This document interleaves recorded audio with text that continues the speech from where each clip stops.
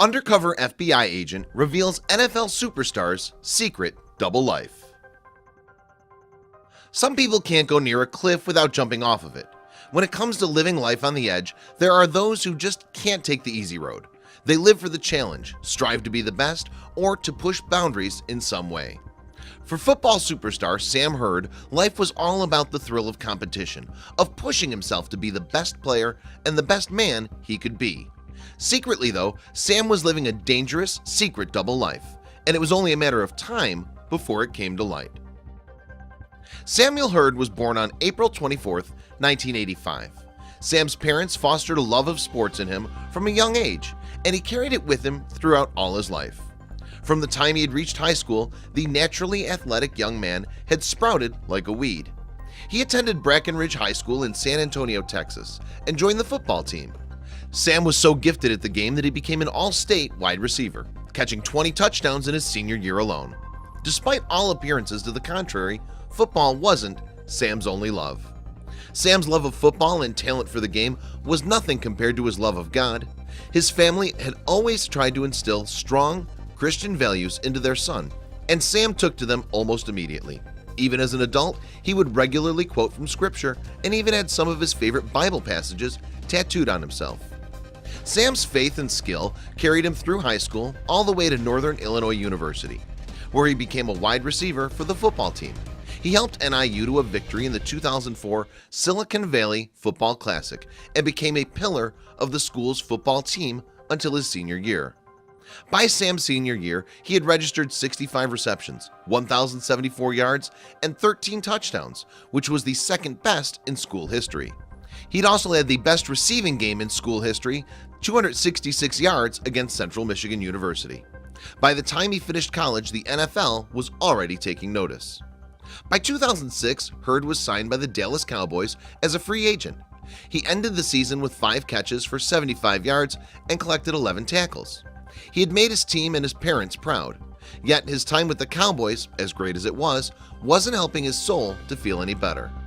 Sam wanted to use the money he was making to give back to the community. He began to give large amounts of what he was making to charitable organizations, including some of his own, which were aimed at helping underprivileged young people. After playing 5 years with the Cowboys, Hurd decided to move on. As a free agent, he could sign with other organizations. And on July 29, 2011, he secured a 3-year contract with the Chicago Bears. The Bears even named him their special teams captain. However, Sam's personal life was beginning to unravel, and his professional life was following suit. Despite all of his good work and a successful radio show on The Huddle, something wasn't right. He was missing practice and seemed very distant. Hurd's team decided to look into the strange behavior. His career had always been spotless. He'd been kind to his teammates and fans, dependable, and always went above and beyond for the sport. However, they were unable to find any wrongdoing. Then on December 14, 2011, not 6 months after joining the Bears, Sam Hurd was picked up by an undercover FBI agent in Chicago. It was completely out of left field. He'd never had any issues with the law in the past, but the undercover agent caught him completely red-handed. He was arrested in Chicago for allegedly attempting to purchase and distribute large quantities of cocaine and marijuana. The former footballer, by this point he'd of course been fired, now faced federal drug charges in the Dallas division of the Northern District of Texas. But there was more to the story than anyone initially expected. Hurd's case was investigated by the ICE, which is the U.S. Immigrations and Customs Enforcement Agency. After a hearing, Hurd negotiated to pay $25,000 per kilogram of cocaine and another $450 per pound of marijuana. However, as it turns out, this wasn't the first time the feds had an eye on him for strange behavior. The investigation had actually started much earlier, in July of 2011, while Sam was still a member of the Cowboys. However, at that time, they were unable to produce anything beyond pure suspicions. Once Hurd moved to Chicago to join the Bears, the feds needed to establish new connections and collect evidence to corroborate their case. Before federal agents were able to take down Hurd, he was earning around $700,000 a week on the sale of drugs.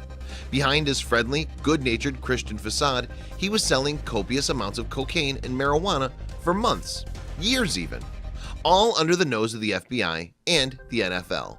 Even his fellow teammates didn't realize what was going on, but eventually Heard was connected to a group of dealers based in California. The California dealers were arrested in August of 2011, and the feds connected a phone number on one of their phones to Heard's own cell phone. Either Heard was dealing or buying, but either way it didn't look good. Heard was arrested in December and arraigned soon thereafter. On January 24th, Heard entered a plea of not guilty for setting up a drug-dealing network. His parents were beside themselves. How could someone who had helped underprivileged kids be responsible for flooding the streets with drugs?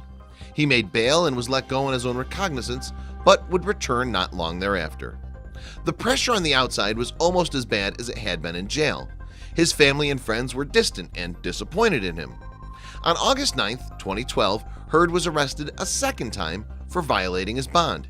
He'd failed 2 drug tests for marijuana, one in May and the second in July.